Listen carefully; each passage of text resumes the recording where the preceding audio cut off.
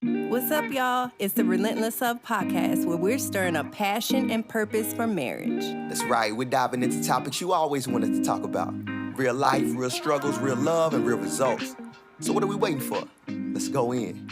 Welcome back, y'all. It was so good with the cannons. We had to just run it one more game, y'all. It was just too much to get in one episode. So I hope y'all are ready. Today we're going to focus more on identity and the military and all the shifts that can happen. So where do y'all want to start? Yes. I would say for the military spouse, it's important to have identity outside of the marriage. For myself, I always worked while he was in the military, and I think that's one of the things that kept me busy. It kept me connected with other people, and so I wasn't at home and dreading the time apart and all of that. And it made the time go a little bit faster. I know there are some couples that, the challenge is the military spouse does not have anything outside of the marriage. And so they have a lot of resentment towards the military's guy or the veteran.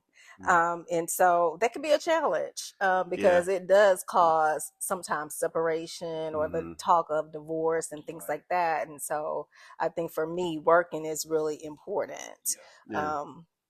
I don't know how you feel. I agree. I would just not, even if it's not work, but you have to have, I think, your own thing. So like you're an author, right? Maybe they write a book, or they have their own circle of friends or activities that they like to do. I think it's important, no matter who you are in the military marriage, you got to have your own things that you do. And I think a lot of times you kind of lose sight of that, or you lose a little bit of that as you're making sacrifices for the marriage and the service. And you can, and you probably do resent the service. Like before Miché, I was dating someone I thought it was gonna be real serious, and she broke up with me, and I was just like, and I was in Navy ROTC, so it wasn't like she didn't know I was going to be in the military, but she was like, she couldn't picture her life moving everywhere that I go and, trying to find a job and, not doing the things that she wanted to do. Yeah. So when we got married, that was one of the things I really was like, I want to support the things that she's into and the things that she does, so that she feels comfortable doing those things. Like when she decided she wanted to go natural, I was surprised, but I was like, okay. But then she was like, I'm going to sister lock school. I said, what? What's that? And she was like, I'm going to learn how to lock hair. And I'm like, okay. And so then it was like, well, how much is that going to cost? And then she told me how much it was going to cost. I was like, yeah. But there's a return on that. And now fast forward, yes, there's a return on investment. But back then, like, I didn't really see it, and I didn't quite understand it. But it was important to her. And it was important for her. Right. I had to make room for it. And so I think that was... He was very supportive. He's always been supportive. Yes. Sometimes you just keep it a buck. Yeah. Like, no, you ain't doing that right now. And so, but making room for her to have her thing is important, because that was valuable and important to who she was. Right. And you needed that. Yes. She needed that. Yes. And she needed that to be who I needed her to be in the marriage. Yeah. And so I'm glad that she did it. I'm glad she's doing it now. I love that, she's got all these plans. I do worry that she worked too much, but.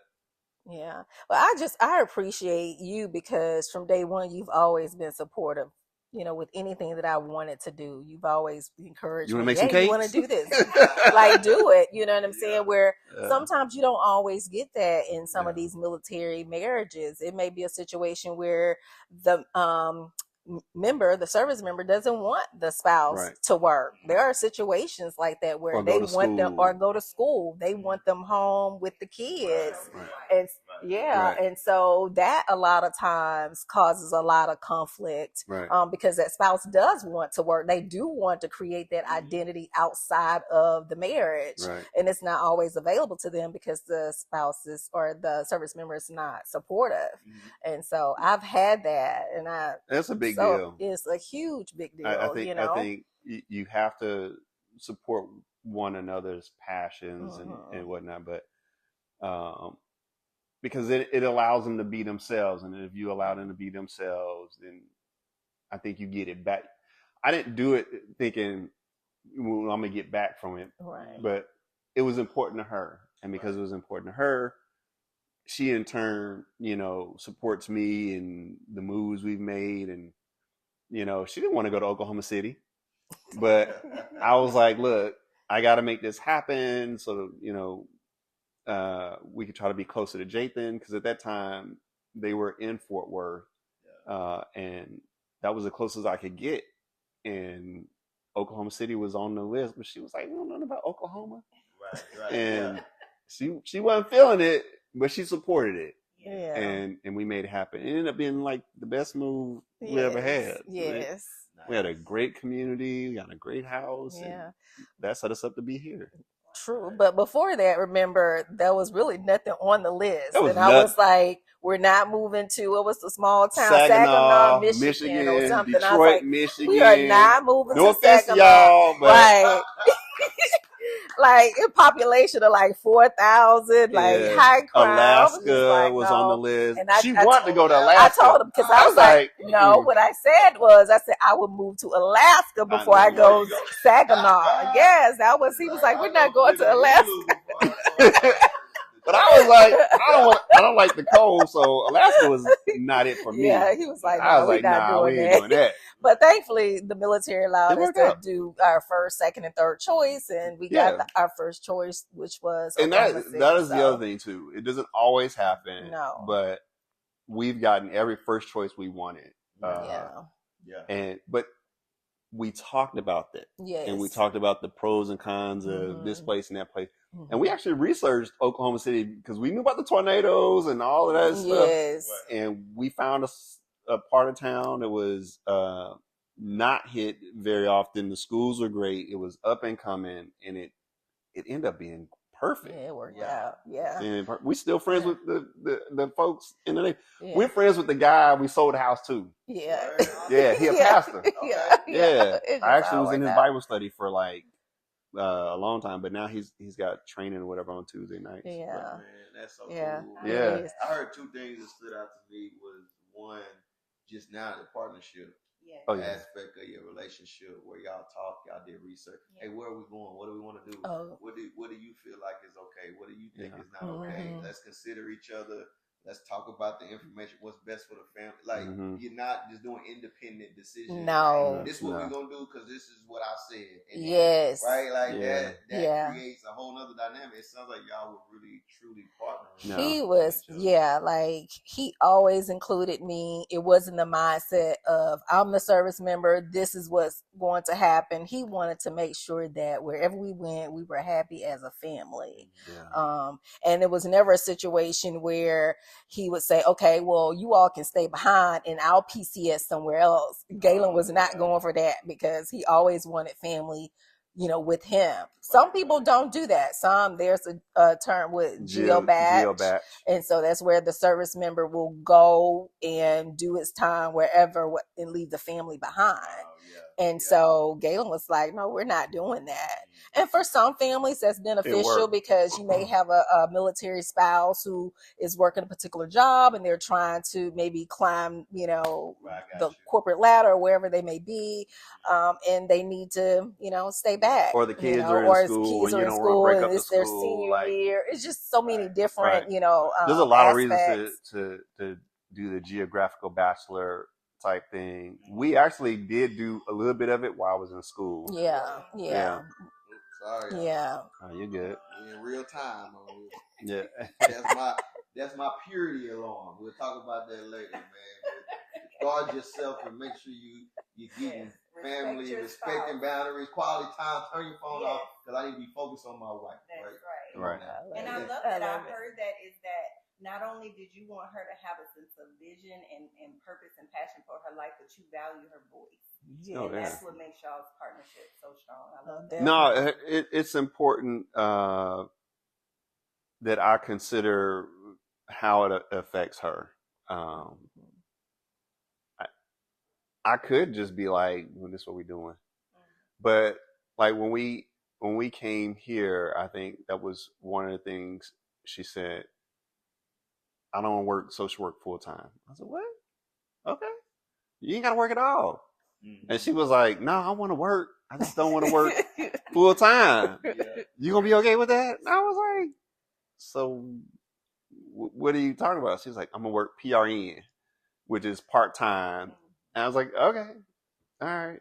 And then she's like, I want to work on hair. I want to do hair more. I was like, okay. Yeah. All right. He was all for it. And the reason why I was saying that too is because I knew you were retiring and I wanted to be able to be available when it was time to travel or do whatever. Right. We've been restricted for so long with the military, weren't always able to travel because you were gone all the time. And so now we're in the season where when you take off, I don't have to turn in, a request to be off. I could just not work and just because I want to make more memories and not be on anybody's schedule because they need me to work. But you would have blocked that had you not allowed her to be free enough to just be like, I want to do things that make me feel like I'm coming alive and I'm doing what I do.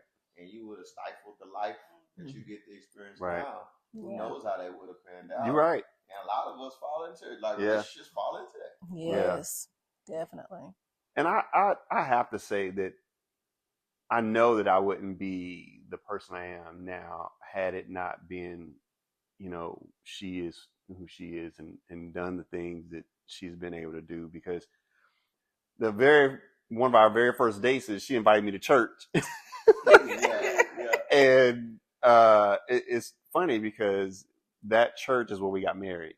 And that pastor and his wife are, our spiritual mother and father. We still watch them every Sunday. We still watch Mount Hebron Church Ministries every Sunday. But that's kind of how it started. And like, she turned me on to things that I probably wouldn't have necessarily been, turned on to. But I try to listen to her and, what she's got going. And I'm trying to get her to listen to the things I'm interested in too, because I'm like, because she didn't want to buy a house in Oklahoma. I was like, we need to buy a house. This is true. I was like, we need to buy a house. She was like, no, we just rent. She was like, that's not gonna be our forever home. I was like, it doesn't have to be a forever home. This is an investment into our future. I wasn't trying to stay in Oklahoma, but I didn't want to continue to rent and put money in somebody else's pocket versus investing in us and put money in our pocket.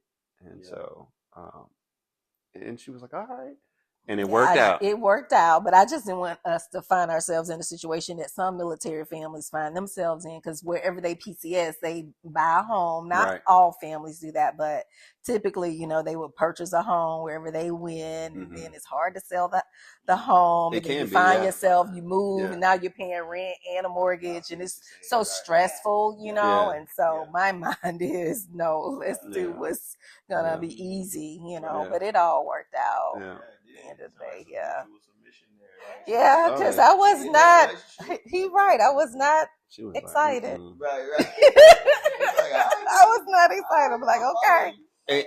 And that was risky because we bought the house really sight unseen. Yeah. But luckily for us, mutual military friends of ours, mutual military family, had relatives in Oklahoma that looked at the house for us and sent us videos. And so shout out to Miss K. Yes. So again, those connections are important. In that community. Yes. I love how that shaped y'all. Like I said, again, valuing each other's differences, allowing each other to come alive. Y'all are two distinct people, right? Two distinct desires to do different things, but making room for that. And then just partnering. That's a blessing to any marriage. I heard retirement. So share with the audience just maybe that shift, right? Because how long were you in the military, and what struggle did you have making that transition? My whole life.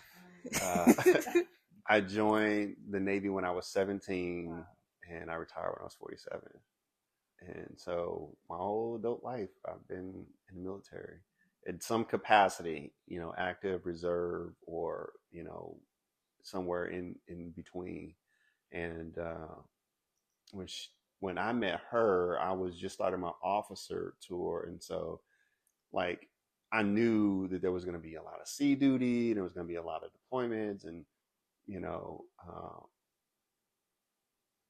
it was a different transition, because to what we were talking about previously was that reintegration. Now I'm home all the time. Ain't no long deployments. Ain't no 6-9 months away. Right. Like, I'm here every day. Yeah. And so it was an adjustment. And again, like we said, we're not the same people we were 17 years ago. Yeah. And so we're relearning each other, and we're relearning how to talk through stuff. And sometimes you gotta reach out. And I think that's why counseling is so important. That's been helping me. And we're practicing, communicating better with each other. So that's helping. But it is different. It is different, but I am enjoying this season of him being home. Like my love language is quality time, so he's here. You know what I'm saying? I just want him in the space. Yeah. Right. No, I don't want that. I want my husband home. Yeah. And so I appreciate you being here. Yeah. Now his honey to-do list, stays long. Keep him busy and occupied. She keep me busy and occupied. That was funny, because I wasn't even retired yet, and she had like projects for me, bro. Like them chairs. I redid the legs. Okay. I made a mantle. I did this table. Right. She had me do that wall. Like we were just put you to work. Yeah. Yes. Yeah. But it was fun, because we were building something together, and this isn't our forever home. We're probably not going to stay here, but we were making it our own. Yes. And we were doing it together. Yeah. And I think too, it may have helped you with your transition. Even though you retired and everything, you knew that you were going back into the workforce, right? Yeah, and so my goal. That was his goal. And that was, I'm sure that was on your mind, heavily about, okay, what's my next step, and the pressures of trying to find this next job. And, so just kind of putting that energy into projects, I think was helpful as well. It was, because there was to your point about retiring, there was this space, this time where I wasn't sure if I was going to be working and what that was going to look like. And I know I didn't want to do government anymore. The government just got 30 years out of me. I'm trying to do something different. And again, God worked it all out, man. It worked it all out. Yes. So what dreams do y'all have for the future? Because y'all are close to being empty nesters. Oh, well, I'm following CJ to school, so when he goes off to it's a joke, but I always say that. So, but it's funny. Y'all forever the dorm? Nah. Yes, but we have friends where that is their situation. Their only child is in college, and they moved to the same and I'm city. Like, nah, we ain't doing that. Each his own, man. That's what I said. If it works for you, it works for you. But I think for us, we're adjusting to him changing, like not just his voice changing and his physique changing. Like he's growing up. Yeah. And I don't know about her, but I always get caught up with my phone since being like, hey, this is 15 years ago. This is 11 years ago. And I see little pictures of him, and I'll see him now. And I'm like, bro, he is 15. We got 3 more good years. Yeah. So, he tells me all the time, you need to get ready, because he's going to be gone in 3-4 years. Like, and I'm not ready. So, like, I'm always saying, I'm going to follow CJ to school. And I ask him, can I go to to the same city where you gonna go to college. You like, go. CJ's not having it, so see, don't encourage that. Don't encourage that. CJ's not gonna want me to follow him though. Yeah. So once he graduates, we have to really think about what are we doing as far as, are we gonna move back to Florida? Because that's something I would want to do. But since these storms are really getting worse, I like Texas, and we'll talk about it. But my thought is, we don't need this space, right? And so we'll probably get a smaller space where it's just the two of us and keep room for when he comes home or whatever. But my vision would be, he's going to go off to school. He's going to go out there and develop, become a man, figure it out for himself. But I want us to keep a space where he can come home and be all right. And the same thing for Jathan. Jathan already has his own apartment, and he's doing what he wants to do, and we want to be available for them. But I know she wants to be by the beach and she wants to travel, and so I got to figure out how to figure that out. Get that space for her to be able to do that too. So keep the main thing. Yeah. Y'all are priority number one. Mm-hmm. Right. Yeah. And you look out for the babies, but man, this is almost like y'all's time.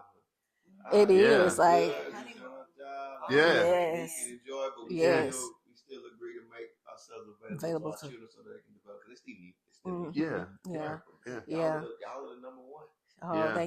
Downsize and travel more, because we're not able to travel a whole lot because CJ's in school still, so we have to depend on spring break and summer breaks and things like that. And so definitely, small home and travel. That's the goal. Yeah. Financial freedom and all that good stuff. Yeah. We got a few more bringing up the rear with Chloe with a little younger Savion's Trek. Yes. We won't be empty nesters yet, but that's kind of our mind frame. It's like, once we get them to where they can self-sustain and everything, man, it's about us and the things we had to kind of put to the side to make sure they were all right. Now we're freed up to do us and do what we want to do. Because I think a lot of military families fall into this where they're so wrapped up into the kids and everything the kids are doing and going to the sports and the dance recitals and all of this stuff, that you don't ever think about what happens when they leave. Yeah. Like, what happens when you retire? What happens when you're not in the military? Yeah. And so we've had some conversations, but we definitely need to explore that more.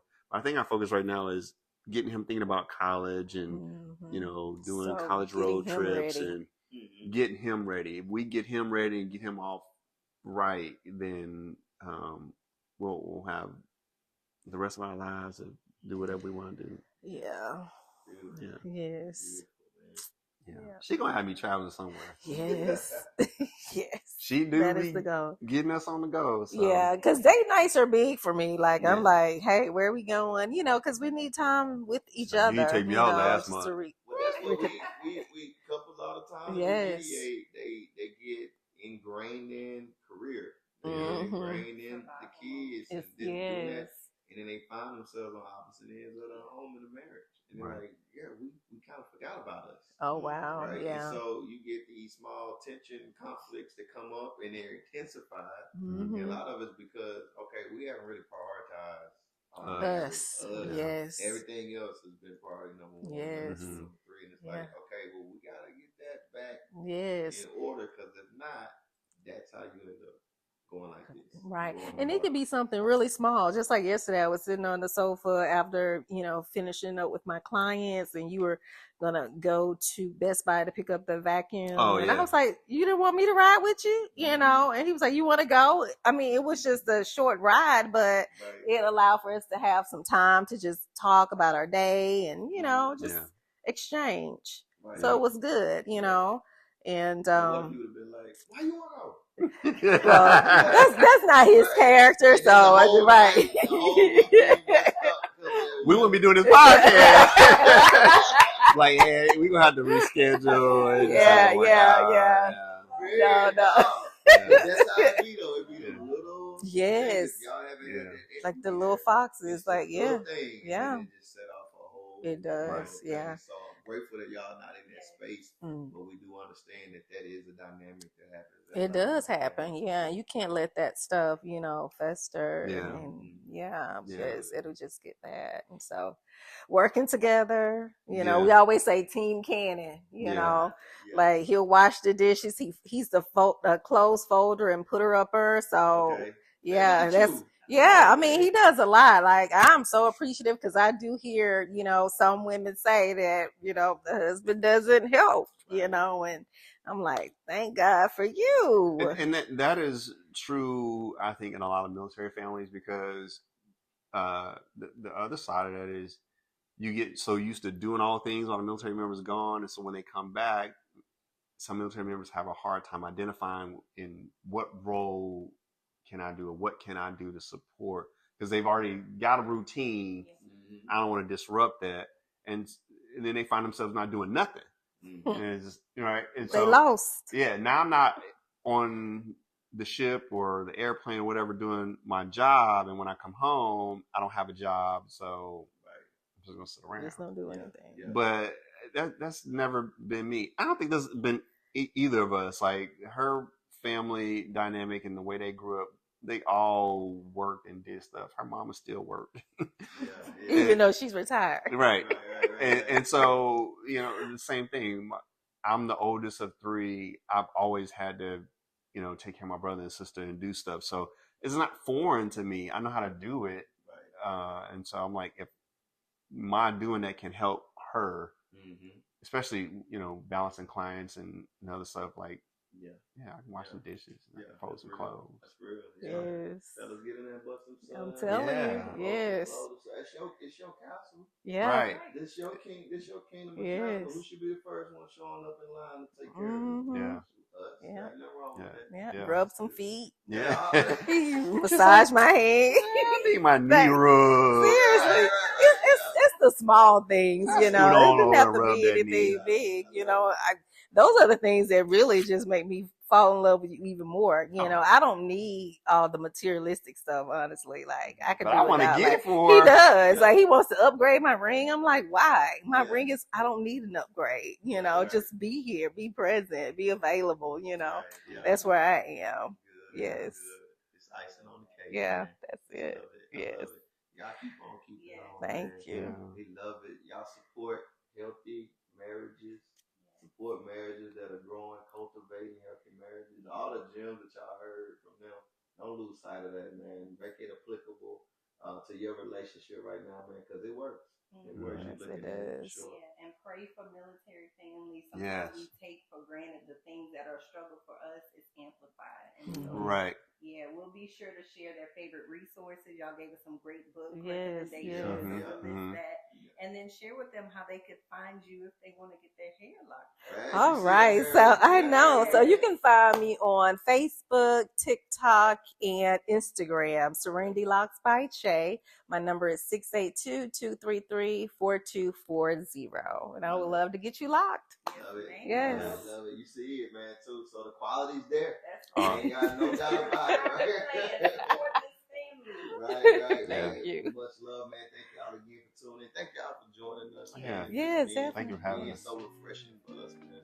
Yes. Yes. And if you are in the struggle and you need therapy or mediation, please reach out. Yes. You're not alone. We are here. Right on. Well, y'all have a good one. Much love till next time.